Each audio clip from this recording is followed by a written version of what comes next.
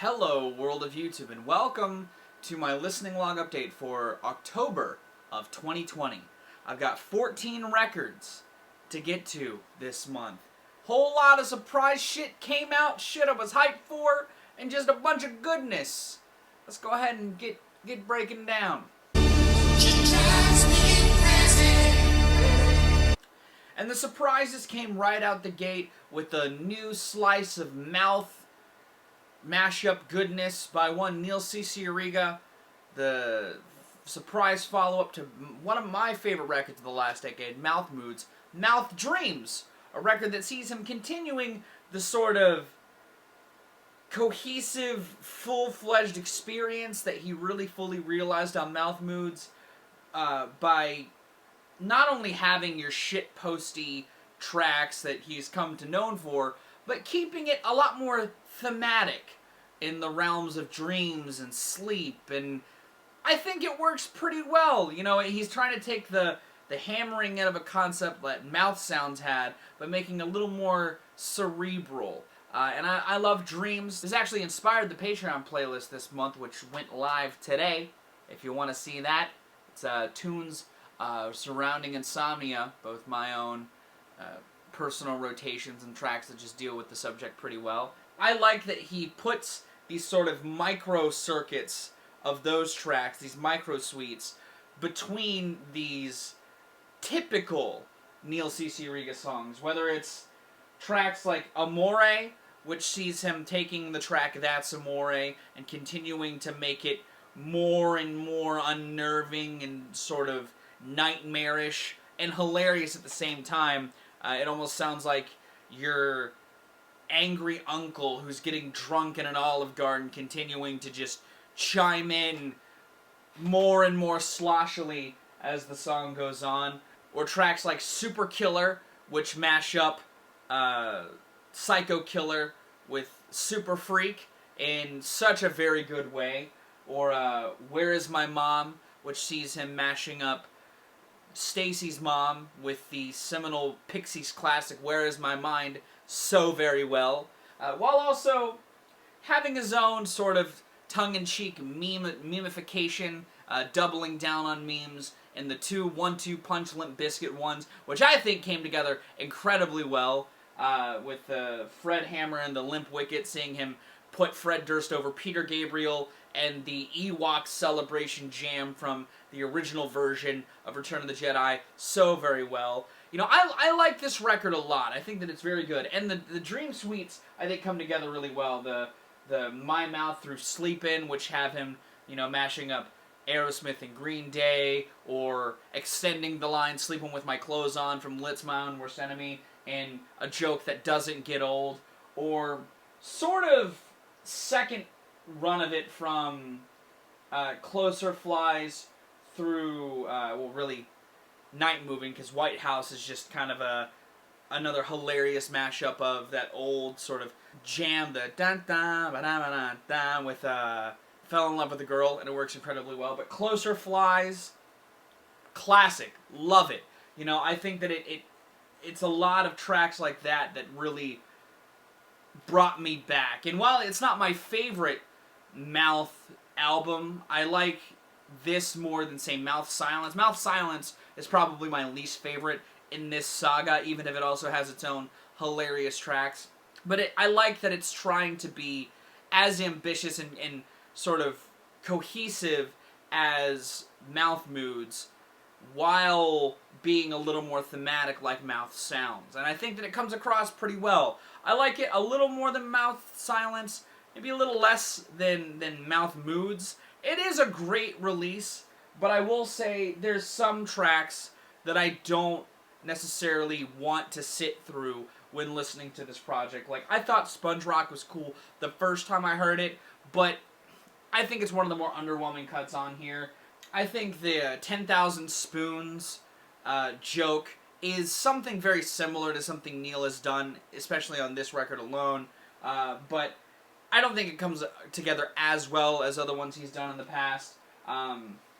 It is still a very great record, and I feel like people have been kind of hard on it. I don't think it's that bad. I think it's pretty solid. You know, I think that it starts strong, but it finishes stronger, and it has a decent run throughout it. Another highlight I gotta throw out there, the THX mashup with She Drives Me Crazy. So fucking classic. I don't know if it's as good as his YMCA one from Mouth Moods, but it's another in that same vein that I think works pretty well. The closing of the record with mashing up Britney Spears and Weezer with classical music also just fucking had me dying. You know, I think it's hilarious, and I think it comes together incredibly well. But this record, I like it. I think it's very solid. I think that if you like Mouth Moods, if you like Neil's work, if you like any of these Mouth records, you'll like parts of this. You know, you may not like it all, but I like it a lot. I think it works really well. I'm giving it a 7 out of 10. The world today, something that is gonna be my escape. So I've been talking about Field Medic now for a couple of years at this point. I covered his last record. I reviewed his live set when I saw him live at Remo Drive's show. And when I saw that he dropped this record on Twitter, I was actually really excited because I didn't know he was dropping a new record. And I've liked his catalog that I've listened to thus far. I think he's got a really unique style that sort of subverts, plays off of hipster culture in a really nice way. And on Floral Prince, he seemingly drops some of that guise for a huge dose of sincerity that I feel like could have easily faltered and come across as incredibly pastiche, but I feel like comes across incredibly sincerely. And I really like his new record, Floral Prince, a hell of a lot. Whether it's the very intimate sounding tracks like House Keys, or the very emotional, you know, projections that he's putting out on I Want You So Bad It Hurts, or I Will Not Mourn Who I Was That Has Gone Away, or It's So Lonely Being Sober, which really feel like he's writing amidst what's going on. This has the musings of like a quarantine record, but it feels, because it's Field Medic, it feels so much more personal, because, at least especially in the live setting, he had a good mashup, a good melding of sincerity and almost a jovial nature. And that jovial nature isn't really here.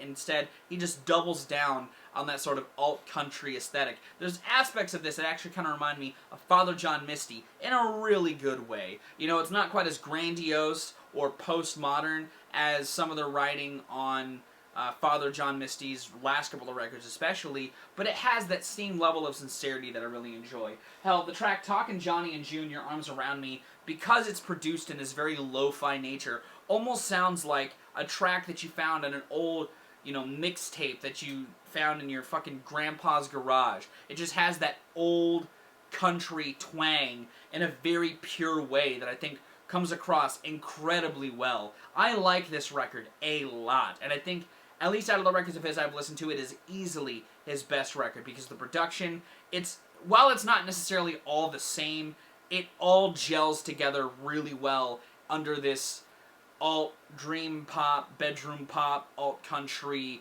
umbrella.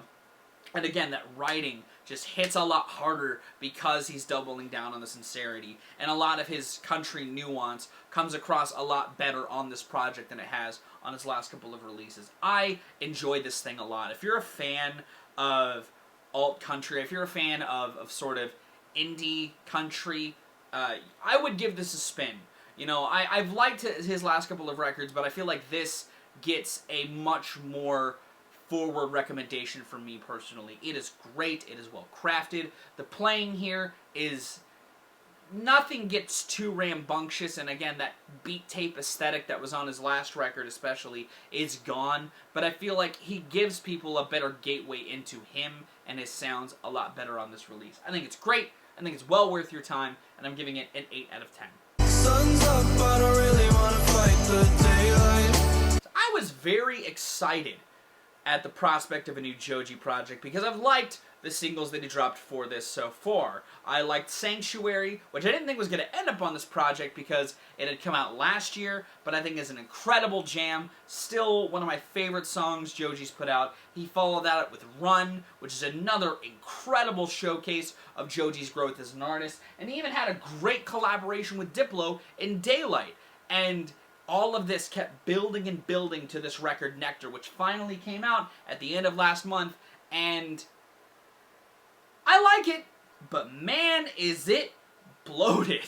I like Joji's growth that's showcased here on tracks that I've already mentioned, like those, or the collaboration with Yves Tumor Reanimator, or his falsetto work on Mr. Hollywood. It all showcases his growth as an artist, full stop. But this record doesn't need to be almost an hour long. A lot of the back half of the record feels very empty and very monotonous and repetitive because of how many soft, mellow jams code it. It's not bad. It is definitely a step above Ballads 1, and I feel like showcases Joji's potential as an artist a lot better than those. While Ballads 1 had its bops, you know, Slow Dancing in the Dark is fucking incredible. There's a lot more of that on this record, and a lot of the faults that I had and some had with Joji as a performer on that record don't really show up here. What more holds this record back are some of the more low-key tracks that don't go anywhere, some of the very monotonous sounding tracks that sound too similar, not too dissimilar from other tracks that have cropped up on this release, and the general lack of good pacing.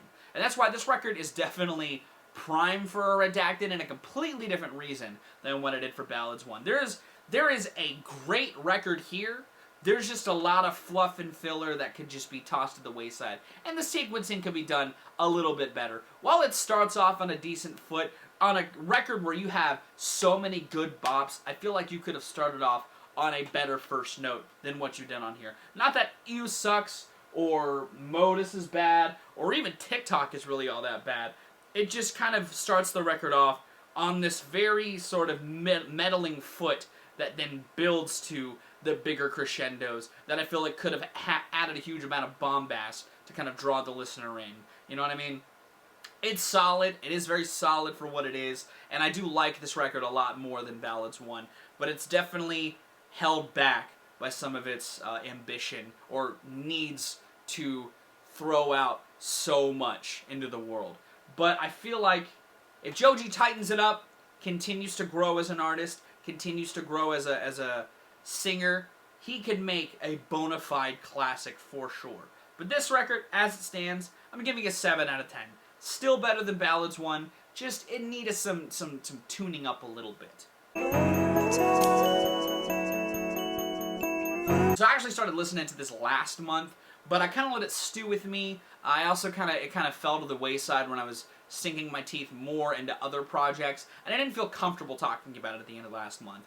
But I've been spinning it more, been giving more time to it, really treating it with a lot of care for me, and I am really happy with this project. You know, I know that the Flaming Lips have been keeping a lot busier in the last couple of years, and I haven't really been paying attention to, and that's more because the Flaming Lips, while I love them, I mean, I really, really do love them as a band. Their last record kind of left a bitter taste in my mouth. Not King's Mouth. I completely missed King's Mouth when it came out. I heard it was a step above Oxymolati, but Oxymolati was such a boring, meddling mess that felt way too up its own ass to care. And what I like about American Head is while it still has a lot of that psychedelic melancholia that coded Oxymolati, it has a lot of drug referential music, it feels purposeful on this project. You know, it feels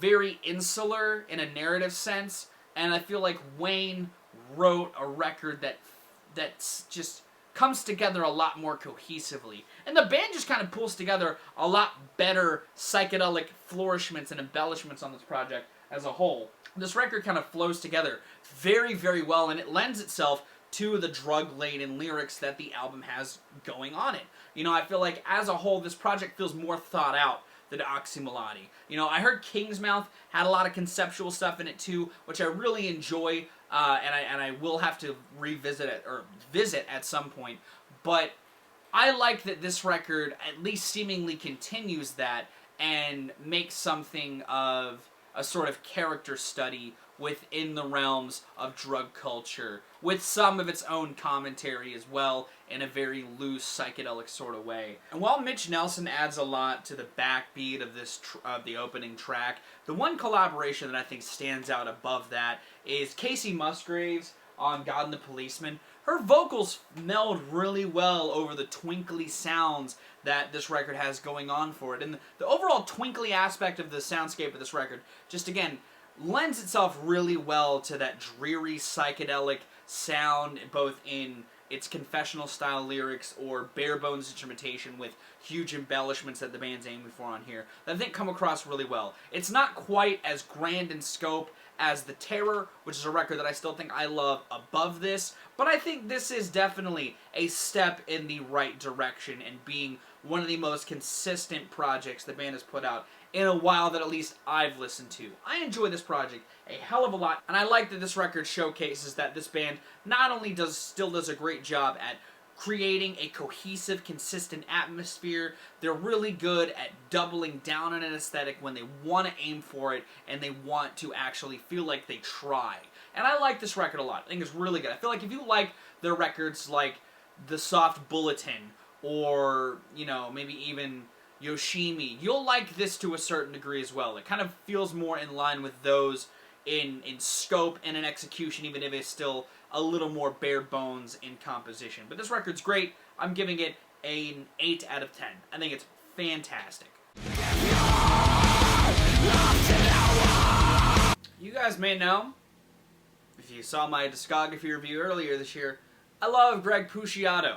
I think he's an incredible vocalist, not just in that band. I also really love his synth-pop band, The Black Queen, that debuted after the Dillinger Escape Plan had broke up. I think their 2 records they've done so far are a great showcase of pulling influence from old school 80s synth-pop and making it work in a modern sense by adding some trap influence in some tracks and just generally utilizing Greg's power behind his emotional side of his voice incredibly effectively. And when he announced a solo record, I didn't know what the fuck that was going to mean. Is it going to have synth pop stuff? Is it going to have angry stuff? And Greg just said yes and gave us a record that encompasses a lot of what we would come to expect from him, while also exploring some other avenues that work in some instances and don't work in others. You know, I love the opener, Heaven of Stone, it's this kind of soft acoustic number that really kind of doesn't set up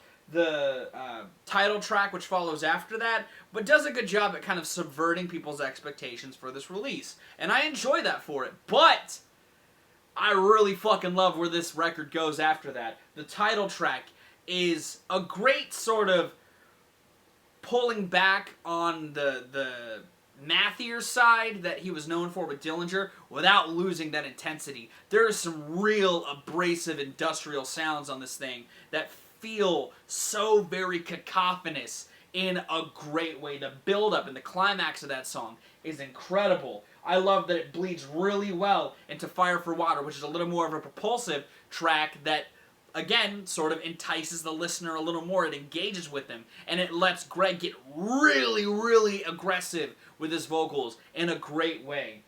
I also love the other super aggressive tracks like Roach Hiss and Down When I'm Not, which see him just getting super noisy. Down When I'm Not sounds like a post-punk jam thrown with a lot of noise rock guitars in there, and Roach Hiss sounds just like this melting, sludgy track that just continues to beat the listener down. And I love that he juxtaposes those with softer, more synth-driven tracks like Temporary Object and Fireflies, which feel almost like his own personal version of what he explored with bands like The Black Queen. This record has a lot going on, and it is very dynamic, and it's worth its runtime to a lot more of a degree than, say, the new Joji record. You know, there are some tracks I don't like. I think the back half of the record, while great, isn't as engaging as the first run of the record. There's some tracks like Deep Set that feel more like offshoots of artists like Marilyn Manson that I don't think Greg pulls off all that well.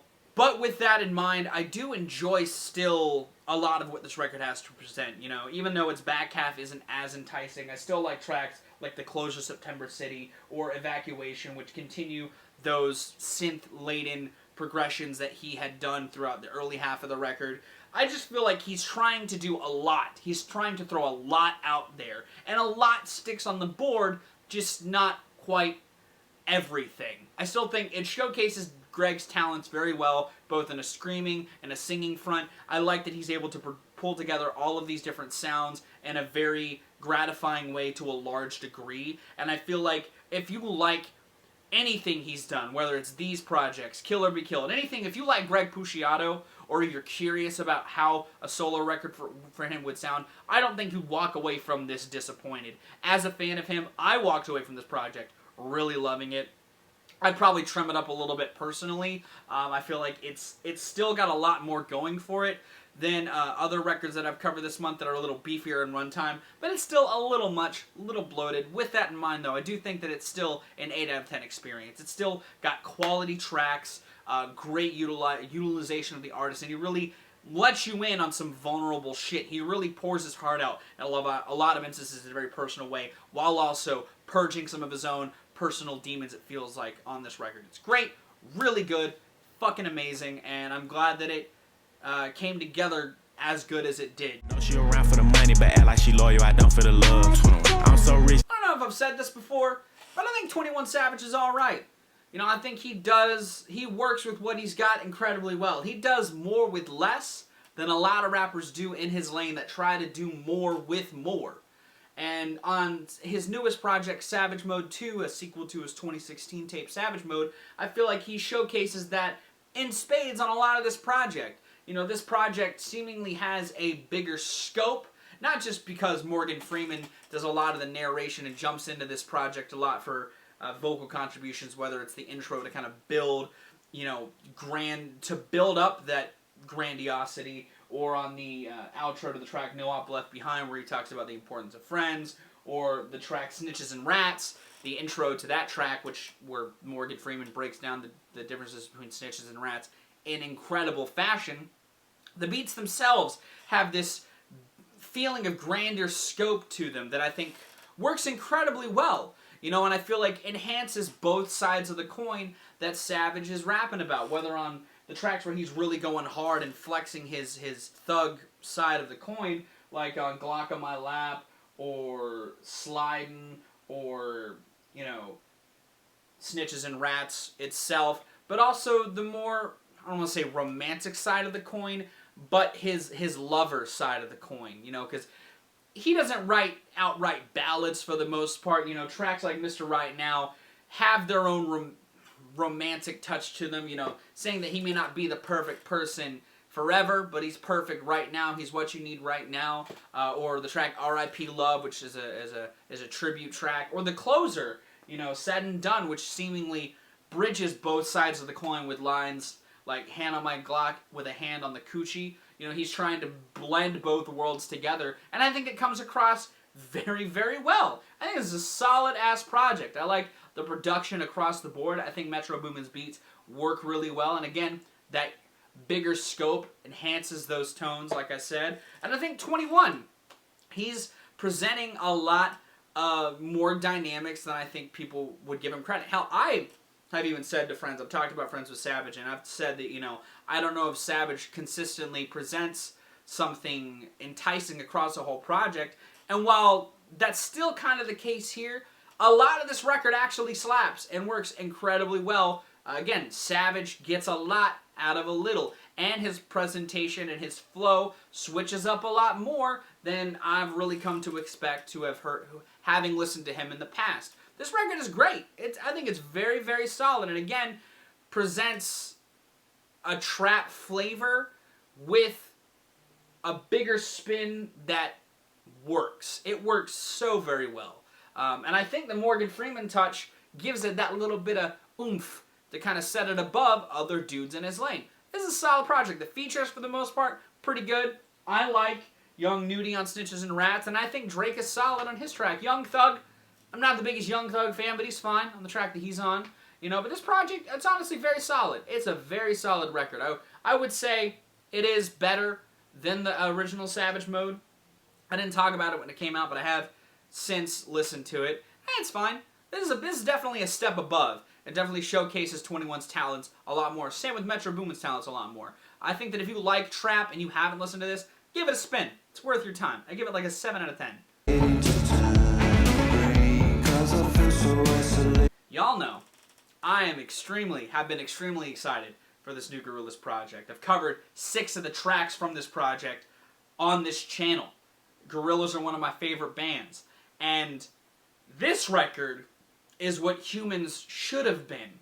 You know, the whole multi-collaborative, focused project shouldn't have been also a concept record. It should have just been bop after bop after bop after bop, which is what this record seemingly was pitched as. A series of collaborations that don't necessarily have a narrative thread or a lyrical thread, but hit hard when they do.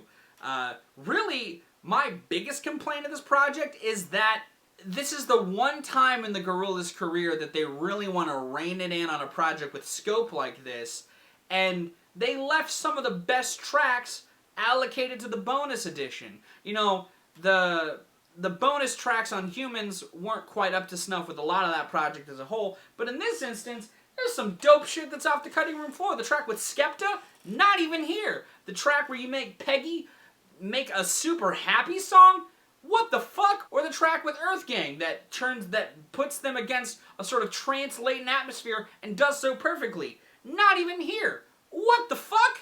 This is the one instance where I want even more from the Gorillaz, and they leave you shit in the bed. You know, I like what's on the record proper. I obviously love the tracks that I've talked about. I think Strange Times is another really good bop. I love the track with Beck. I think the Beck track works incredibly well. These two come together fantastically, and it makes sense because the Gorillaz debut kind of feels like an offshoot Beck project, and a lot of the instrumentals on here, like on Pac-Man or on Valley of the Pagans, feel like indebted tributes to their first record. But also, some of the other tracks that I haven't talked about that have come out since, like the Elton John Black collaboration, I think it's a really good track. It's not my favorite on the project, but I think it's a really good addition to their catalog. Obviously, you guys already know I love Désolé, but I like the extended version even more. That little bit adds a lot to the tone and atmosphere of the song. I think that this project is really, really good. And again, a much better representation of the Gorillaz' ability, or Damon's ability, to pull in these collaborations that are fucking out there and make them work so very well. It's what I love from records like Plastic Beach and Demon Days. It's what the band has done in the past, but in a much more modern sense. I love the track The Lost Chord. I love Chalk Tablet Towers. I love what Annie Clark does on that track. I think that this is just a great set of tracks that are some of the strongest in the band's career. Y'all already know I love Aries, and while it doesn't necessarily tonally fit any of the record, I think that it's perfect wedged between the Pink Phantom and Friday 13th as this sort of pickup in energy that sort of throttles the listener into the back half of the record. This record is fantastic. I like the Now Now a lot, but as far as collaborative-centric Gorillaz releases, this is the strongest they've been since Plastic Beach. Fantastic record, well worth your time, and honestly, while I'm probably going to be reviewing the Gorillaz at some point very, very soon, because they're one of my favorite bands, and this record has made me go back into the discography full force, this, I honestly would say, is a decent gateway record into their sound, because it's not bogged down by a big concept. A lot of the collaborations feel much more upfront in a very human sort of way than they do on some of the collaborations on Demon Days. And I like this record a lot as a whole. I think it's incredible. I think it's so fucking good. And definitely going to be high on my end of the year list. I'm giving this a 9 out of 10. Only the wicked men fall to their death, so make... You guys probably already would have guessed that I was really excited for Clipping's new record, Visions of Bodies Being Burned, because I loved their Inexistent Addiction to Blood. I've loved pretty much everything Clipping has done. And yeah, I love this record. You know, what I loved about their Existent Addiction to Blood for what it did to making sort of a contemporary version of a horrorcore record with tributes to horror in the vein of instrumental nods like Nothing It Saves John Carpenter influence, or some of the sample work like on the track Blood of the Fang, or you know, the way that they did what good horror movies do and acting as commentary on the world around them, but in a very gruesome, horrifying way, or just straight up gore slasher type tracks. Loved all that. Visions of Bodies Being Burned does it even more in melding the worlds of horror and their music harmoniously. This is much more of a horrorcore record than There Exists an Addiction, but I love it for what it does. You know, this is an incredible fucking record. I love that the interludes tie a little more, bleed the record together a little better. You know, I like not only the title being the reference to the Ghetto Boys song being worked so perfectly into the title into the track Say the Name, which also has lyrical nods to to the horror iconic film Candyman. They also have other horror nods and other horrifying imagery in the track listing, like on 96 and F. Campbell, which is clearly not only a nod to Scream, but a nod to final girls in horror films. You know, like Neve Campbell in Scream, or Sigourney Weaver in Alien. They also have tracks like Make Them Dead, which have this haunting ass instrumental, or Looking Like Meat, or Enlacing, or Eaten Alive, which have these incredibly overtly horrifying themes in the lyrics, or these harsh, abrasive instrumentals to them. You know, tracks like Something Underneath being also tributes to other literature and other science fiction, you know, stuff. And Enlacing also almost straight up sounds Lovecraftian in its lyrics, you know, the hypnotic sound of David's voice, you know, playing into that. But they also do the commentary stuff, whether it's Body for the Pile, which is a track that came out before this, but fits so perfectly into this record, you know, being about cops and crooked cops and the shady shit cops have done to the black community at large, and putting it in a very horrifying way, you know?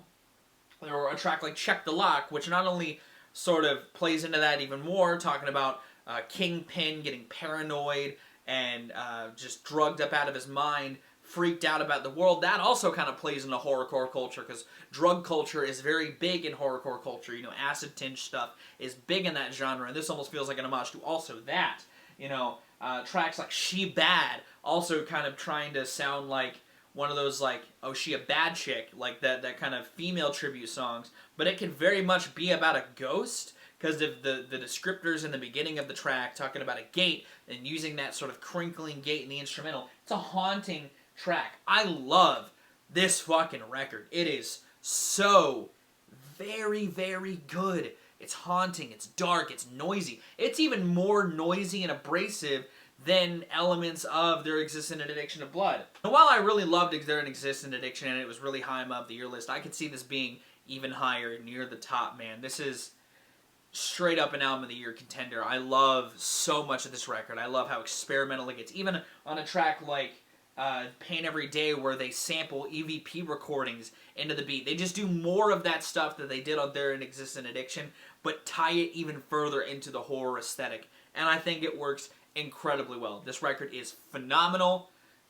Well worth your time if you like horror stuff, if you like noisy stuff, if you like clipping in general and you haven't checked this out. It's so worth it, man. I started listening to, I have a playlist now of both these records together, There Exists an Addiction and Visions of Bodies, and it plays so well together. They're great records to play back to back, but this record is just a bit more than There Exists an Addiction. So I'm giving it a 10. My only other 10 I've given this year. It is well worth it in my opinion. It is pretty perfect. It is such a great experience, and I'm glad that it came out this well. It's NSP also announced a surprise record called The Prophecy, and I didn't know what to expect, because while the lead single Thunder or Lightning was like really comedically charged, a lot of the record, like the cover art, didn't really look like a comedy record. I mean, it did, because they were, you know, dressed like them, just like a wizard and knight. But that was like, that could just mean anything. In an album called The Prophecy, what does that mean? You know, it's not like Strawberries and Cream or Attitude City, where it's a little tongue-in-cheek, or Cool Patrol. This didn't necessarily lead itself up to be like a overtly comedic record, is what I'm saying. And they've done some not comedic stuff on their last couple of records. And I think it's come across really well, but I just didn't know what to expect. And, I mean, I will say this is probably the most ambitious Ninja Sex Party record as far as, like, crafting songs of different styles and making them work. Because while their first couple of records were really synth-heavy, you know, and they kept doing that synth stuff over the last couple of years, they've also been working with Twerp a lot. And Twerp's kind of just become their backing band, which is fine with me. Y'all know I love me some Twerp. And on The Prophecy, Twerp gets to do a lot. They get to do a lot sonically. You know, whether it's the prog, like, 12-minute first track, The Mystic Crystal, which builds up to various punchlines of, like, Brian having erectile dysfunction across this runtime. That definitely doesn't feel like the best foot to start the record off on. It definitely feels like it should be, like, a near the end of the record track, but it's still fine. Like, it's a well enough song, and it was worth it to listen to it, you know, because it definitely had some ambition behind it. Or tracks like It's Bedtime, which are more going for, like, that cock rock swagger, you know, and the joke of that song being, you know, it's bedtime, but we're going to make one of the loudest songs ever. Or tracks like I Don't Know What We're Talking About, and I Haven't for a While, which is probably one of my favorite songs on the record, just because the punchline is really funny, but they do a lot musically that's just really impressive. It's kind of like a Queen tribute, and there's a moment where Danny layers his vocals, like, all over the fucking map, and it's incredible. And then there's other tracks that definitely feel more in line with Twerp, like Welcome to My Parents' House, which is just a sexy funk jam with incredible bass work by Commander Mouch. His bass work on that track is so fucking good. And that track, the punchline kind of goes on for a little too long, but it's still a well-constructed song in its own regard. And that's kind of the air of some of these songs. You know, The Decision Part 2, I think the video's funny, but it kind of stands out like a sore thumb on this record, at least sonically. It definitely doesn't have the same oomph that a lot of the record does. Like, even the track Thunder and Lightning, for all of its fucking bombast, it's a well-produced jam. And I like it very much musically. And actually, kind of like that song a little bit too. The joke, you know, being struck by lightning does not imbue you or your junk with powers as much as you would like for it to. You know, there's a lot of well-articulated jokes on here that feel like they're trying to go a step above your average Ninja Sex Party record. And I like that. You know, I feel like Attitude City has something of a similar ilk, but it tried to blend that with songs that were a little more to the point, writing-wise. And this record doesn't have so much of that. You know, Cool Patrol, I felt like was trying to do something similar, but I feel like this sticks the landing a little bit better. And again, musically, I think it comes together a lot better than Cool Patrol did. Not that I hated Cool Patrol, but I was definitely a little underwhelmed by that project. I'm lesser so this project, and I think it's really solid. I think this is a very solid record by NSP and Twerp. I like the production. I like a handful of the jokes. I actually think it's a lot funnier. And I think that talent-wise, they just showcase a lot more, which is also, I think, equally important in a comedy band. So I'm going to give this a 7 out of 10. It's a really solid record. I feel like if you enjoy NSP, you might enjoy this. You might actually have some fun with it. Although you probably have also liked their other stuff. NSP have a pretty dedicated fan base. Not to say that I'm not, but I definitely have liked this more than the last couple of releases they've done. Glorious R's, the talented Mr. Trotter, a midnight marauder. I don't think I've said this on the channel before, but I like The Roots. I'm a pretty avid Roots fan, and I love Black Thought by proxy. I think he's a great frontman for the group. I think he's an incredible rapper in his own regard. One of the best, in my opinion. And I mean, obviously, I love Philly. I mean, you guys know Philly's like my favorite city. I go there all the time. So of course I love The Roots. They're fucking dope. And while I haven't talked about his Stream of Thoughts EPs, I figured I'd talk about the LP, the first LP in that series that he's dropped thus far. The first one that's like an album length that has a lot going on in it. Streams of Thought 3, Cain and Abel. Not the first rapper to make an allusion or reference to Cain on their albums, but while this isn't as bluntly conceptual as Ka, it is still packed with a lot of messages that Thought is wanting to explore. And I love this record. I love a lot of the production. I think Sean C's production works really well. I think that the album is paced incredibly well, and I think that while he's tackling a lot of different subjects, a lot of the sample work and a lot of the features that he has on here help keep it tied together. I love how they use the sample in the intro, at the end of the intro, I'm Not Crazy, First Contact, which is a altercation that the producer of this record, Chauncey, had with the NYPD in 2019. They let it bleed incredibly well into the first track, State Prisoner, which is where Thought really dives in to the issues that have stemmed from altercations like that throughout American history, or at least in recent events especially. You know, I love how dynamic this thing is, because not only does it talk about that there, they use the sample of Dave Chappelle talking about black ancestry on Steakum and let it lead really well into Schoolboy Q and Black Thought's verses. You know, I love how he not only talks about that, he talks about his own introspection, like on tracks like Quiet Trip.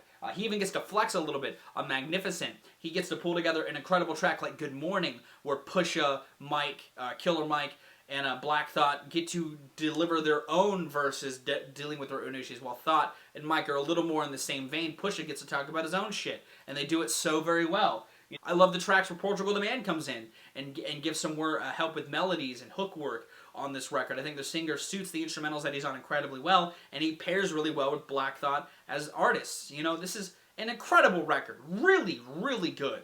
You know, I think that it's also one of the most listenable records as well of the year, up there with Nas's King Disease and Amina's Limbo. You know, while Nas had another record of this same style, Black Thought does it in an incredibly different way, and it shows his power as a writer. The bars on here are super dense, really lyrical. His flow is so tight over these instrumentals, and it's great. I love this record a lot. I feel like if you love hip-hop, and you love, you know, that same kind of conscious stuff that Black Thought's known for, and you haven't checked this out, well worth your time. An incredible record.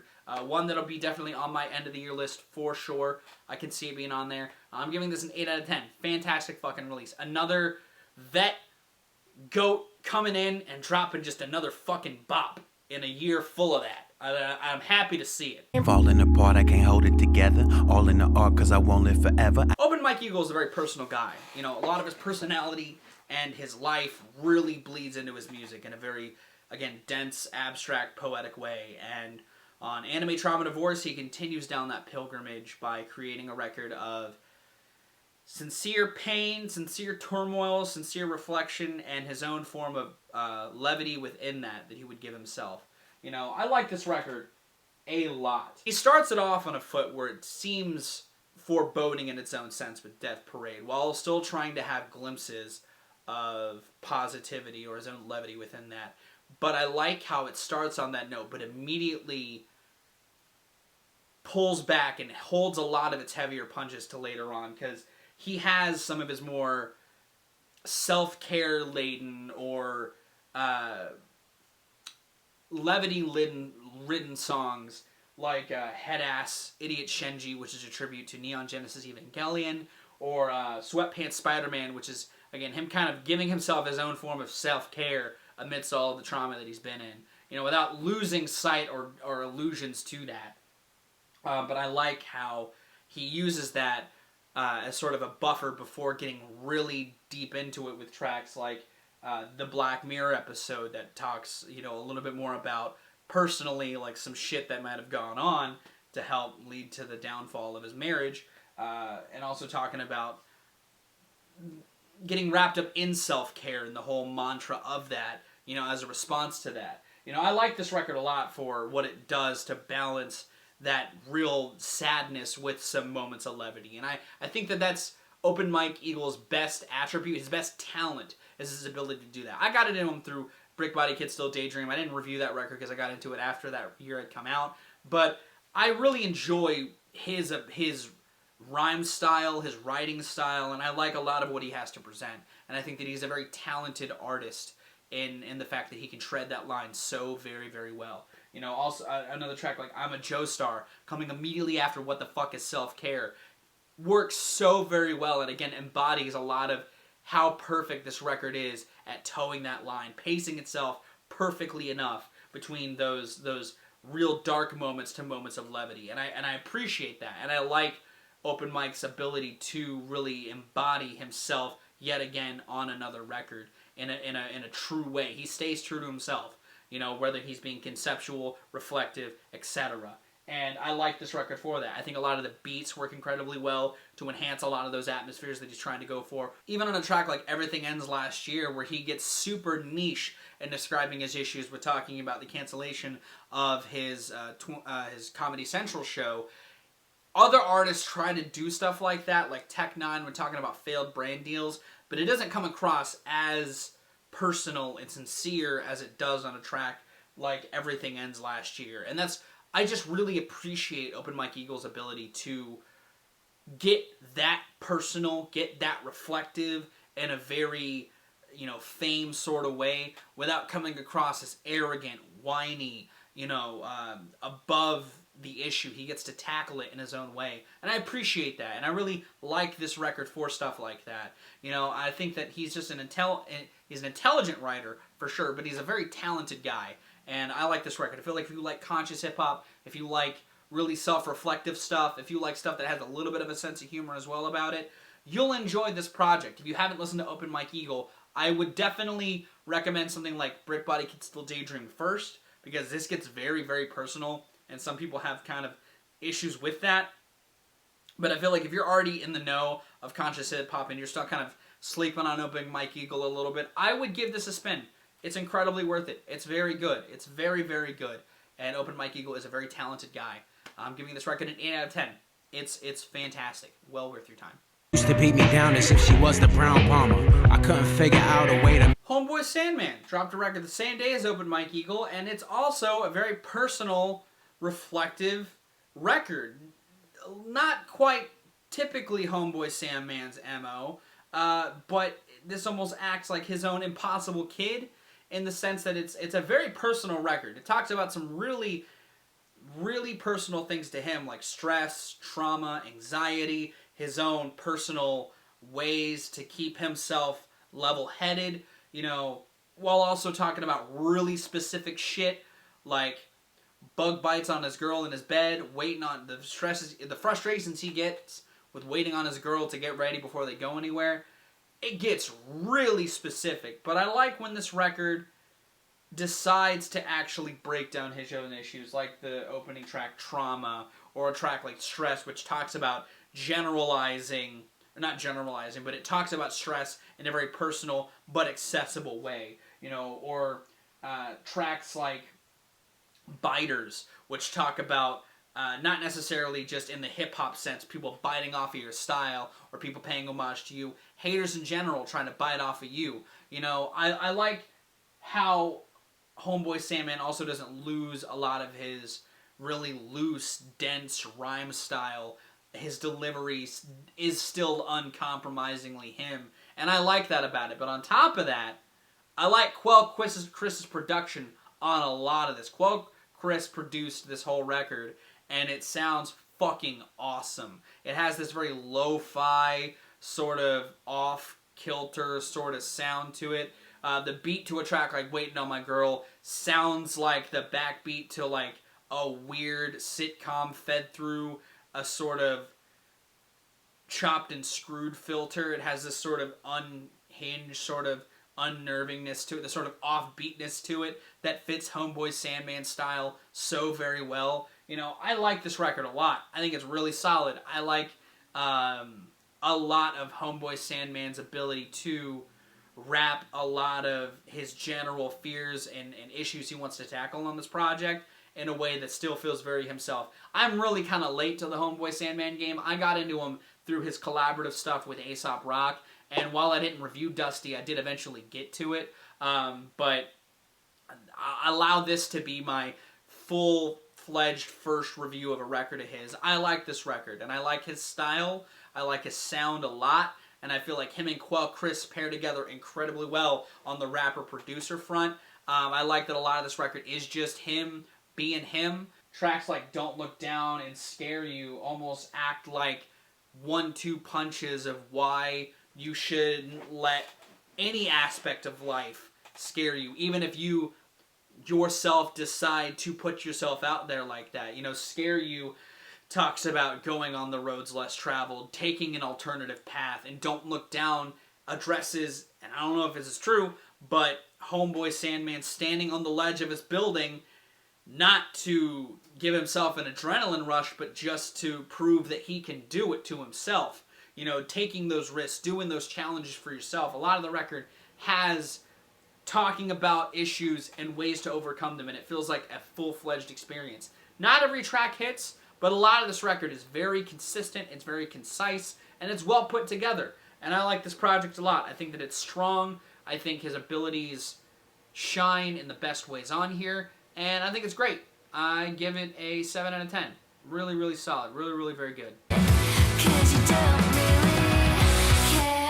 There's one lyric on this record that I feel like kind of sums it up incredibly well, and that's a lyric on the track Horan Saracen, where Beabadoobee is talking about this person that she cares for, and she says that you smell like pavement after the rain. It's like one of the first lines in the song, and it completely captures the vibe of this record.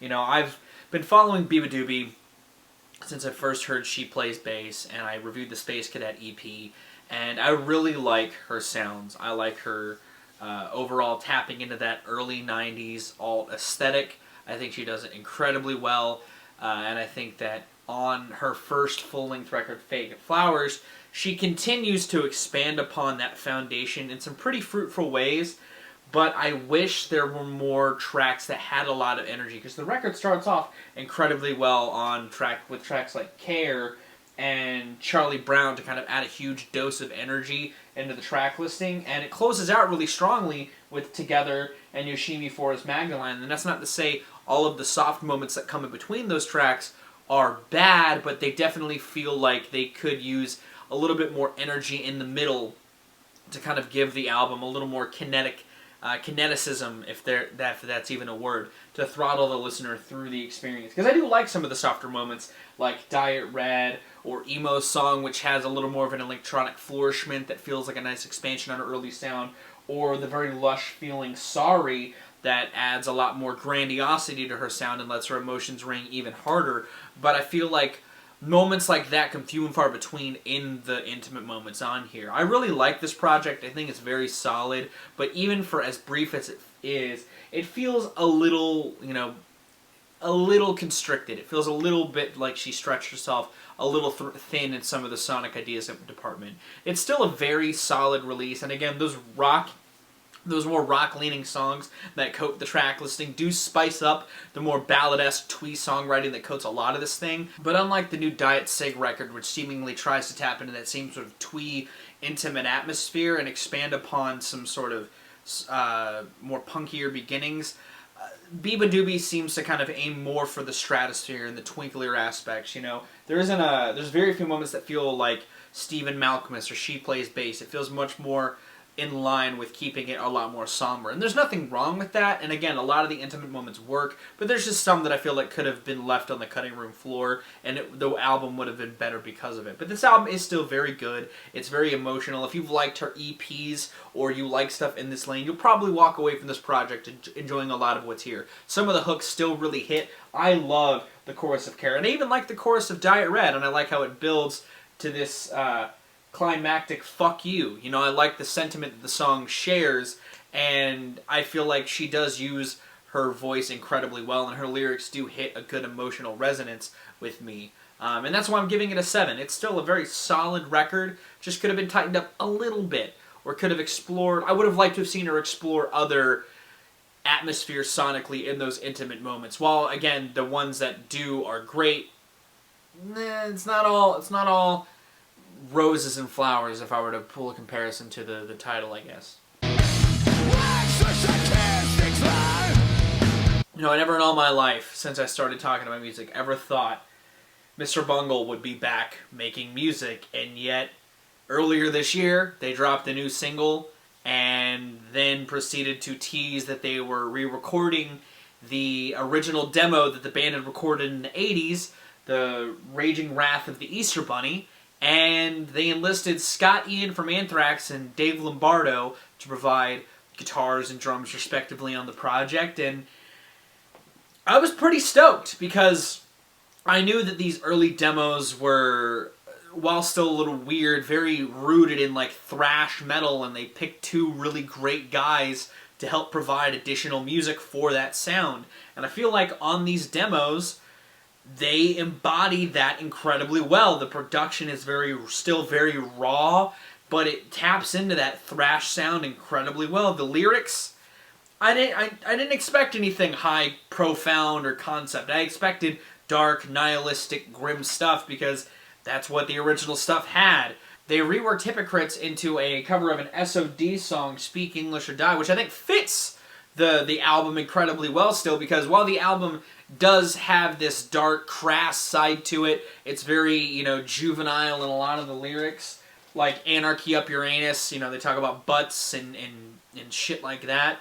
It fits the mantra of the band still, of nonsense. You know, the only difference is that it's reined into this really dark realm because, I mean, that's what they're working with here. They're trying to rework these demos. You know, even the band themselves stated that they didn't have much to go off of other than the low quality YouTube rips of these demos. And I feel like, given that that was the foundation for this project, it came together incredibly well. A lot of the solo work is really fun and vibrant. You know, a lot of the guitars are very thick and meaty. The drums are pummeling. While Mike Patton isn't doing as much vocally on this project, he's still having his screams, his shrill screams, and his low bark is used to great effect on this project. You know, and I feel like they do a really good job at creating this sort of modern thrash version of these demos and giving them some new life. And I hope that this means that they do make some new nonsensical weird stuff, because I like this. I think it's cool, but it's not what I was wanting with Mr. Bungle coming back. It makes sense because a lot of the lyrics are dark and grim. They talk about death to comic books or death to superheroes in one song that kind of matches. A lot of the lyrics actually kind of match the mood of 2020 in a really backwards sort of way with a huge dose of crassness.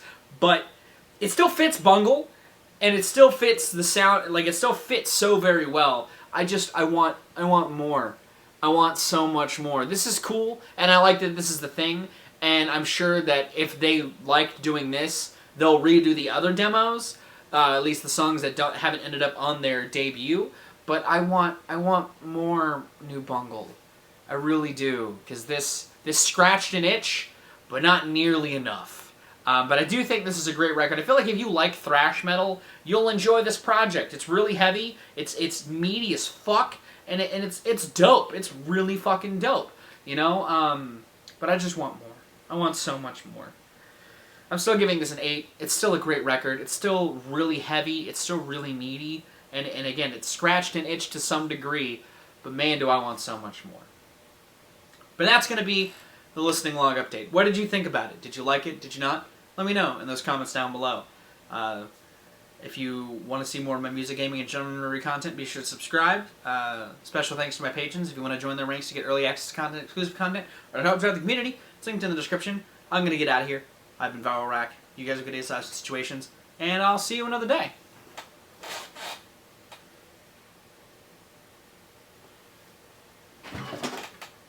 Let's talk about Ariana Grande. Are you down?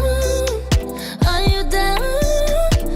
Ariana Grande, one of many artists to drop a surprise album this year, also has an album that has the intimate feeling of a quarantine record, but instead of talking about the sadness or the anguish they may have felt in a year this tumultuous, or how isolated they may feel, Ariana's just horny as fuck.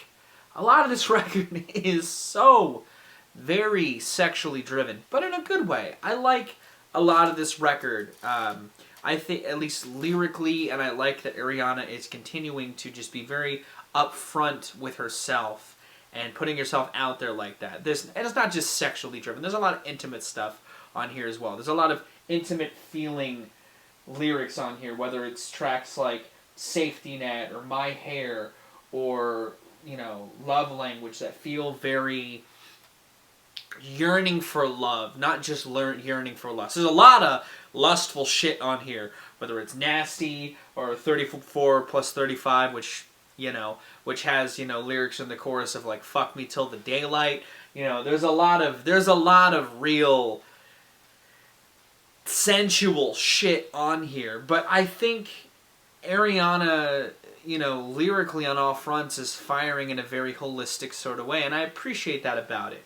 Even a lot of the features come through really well. I think Doja's fine on Motive, and again enhances the theming of the song, wanting to explore somebody's true motives in a situation. For the track Off the Table with The Weeknd, which is incredibly intimate and personal feeling. The ballad between these two, you feel like they have a real connection with each other, and I love that about this track. And the very soft synth-driven instrumental also enhances that feeling, which from an instrumental front, there are highlights for sure, like that, or Motive with its very dance-driven nature. And I think that some of the twinkly atmospheres on tracks like 34-35, POV, the title track, and even on Nasty with a sort of low-key trap feel, work, but by the instrumental front is the weakest aspect of this record. I feel like the moments where they shine, it feels like an homage to, at least especially in the tracks like the Weeknd track and the Doja Cat track, feel like homages to 90s bedroom jams. But on the counterpoint of that, the other airy, soft instrumentals, while maybe trying to enhance that intimate feeling, don't always entice track after track. It's definitely still a very solid record, and lyrically, it's as strong at points, if for a different reason than say a Thank You Next was. Well, Thank You Next felt like Ariana purging and airing her dirty laundry in a very personal sort of way. She's turning that and giving you the other side of the coin and her craving to be vulnerable again. I really like the lyrics on tracks like My Hair and again Off the Table, which is one of the strongest moments in this record by a decent mile. And I really like again that she's embracing her sexuality so upfront in a very direct way. I'm ragging on it for being way too fucking horny, but like I respect her really putting herself out there like that, because it can be tough. It can be really tough, especially in an industry where you get so heavily scrutinized sometimes for stuff like that. And I respect her for doing so. And I just feel like this record's biggest setback is the production. She sounds great. Her vocals are great. She sings really well. That soft way that she sings really suits a lot of the subject matter on here too, and it lets her, her soft voice really fits a lot of that intimate feeling, and it really makes her, she sounds as vulnerable as the lyrics are putting her out to be, and I really appreciate that. But I wish they had done a little more instrumentally on this project. I think that it is still a very solid release, but it's got some lulls instrumentally that set it back from the same score that I would have given Thank You Next. I think it is still very good.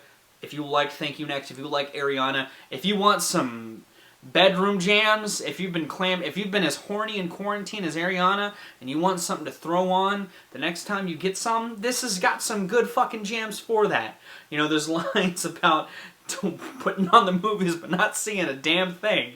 It's very upfront in that regard, but it's perfect for that. It's very mood setting, and I think that it's fitting in that regard. But for me personally, I'm not feeling it as much, and so I'm going to be giving it a 6 out of 10. Still very solid, still very, very solid. I just would have liked to have seen a little more done on the production front to give it a little more dynamics. Some more tracks like Motive would have been really nice. I love the production on that track, and while I like, again, the soft, intimate stuff, and I think it really works, like on the Closer POV is another track that kind of sounds like a bedroom jam, almost like, and I don't mean to throw the Mariah comparison out there, because a lot of people kind of get sick of that when it happens with Ariana, but that track in particular feels like a 90s golden age bedroom jam that Mariah might have written back in the day, in a very respectful way, I think that she's definitely transcended that comparison in a lot of regards, and her voice is very her own, but on that track in particular, a lot of her vocal layering and everything just fits that in a very good way. But it's a solid record, still very worth your time, still very catchy, just not quite as dynamic as a record like Thank You Next. Now that is actually going to wrap up my listening log this month. What did you actually think of it? Did you like it? If you did, be sure to give it a like. If you want to see more of my music, gaming, and genre nerdery content, be sure to subscribe. Let me know what you thought of these records in the comments below. Special thanks to my patrons. If you want to join their ranks to get early access to content, exclusive content, or to help drop the community, It's linked in the description. I'm going to get out of here for real this time. I have been Viral Rack. You guys have a good day's lives and situations, and I'll see you another day.